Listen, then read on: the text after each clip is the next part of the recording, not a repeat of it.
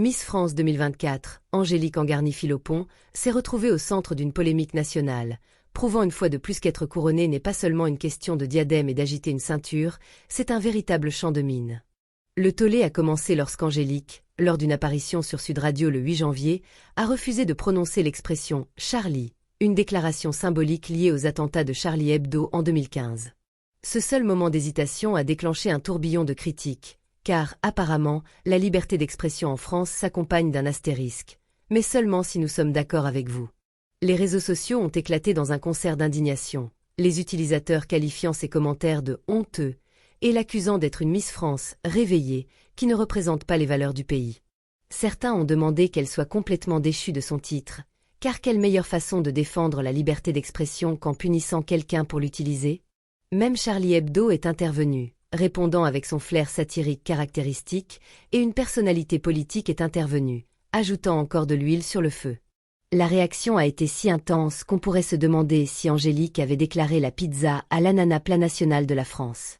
Frédéric Guilbert, président de l'organisation Miss France, s'est dit très préoccupé par la situation, notamment pour la sécurité d'Angélique.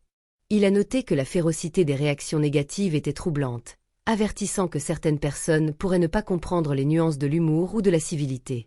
Guilbert a également souligné qu'Angélique a subi une pression énorme depuis son élection. Un rappel à peine voilé qu'être Miss France s'accompagne souvent d'un examen public si intense qu'il pourrait rivaliser avec celui des gros titres des tabloïds. Angélique, de son côté, a tenté d'apaiser la tension. Elle a reconnu que ses propos étaient maladroits, mais est restée ferme sur l'importance de la liberté d'expression, rappelant subtilement que la France est censée être la terre de la liberté, et non dire ce que l'on veut ou autrement. Pourtant, le débat persiste, les critiques remettant en question sa capacité à représenter une nation, tandis que d'autres soulignent l'hypocrisie d'attaquer quelqu'un au nom de la défense de la liberté. En fin de compte, ce drame ne concerne pas seulement les propos d'une jeune femme.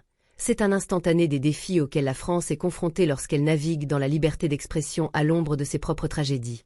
Que Angélique survive à cette nomination de Miss France ou devienne un autre symbole de l'incapacité d'une nation à adopter des points de vue différents, une chose est sûre, son règne sera tout sauf ennuyeux. Et vraiment, n'est-ce pas ce que nous attendons tous de Miss France? Un peu d'éclat et beaucoup de drame?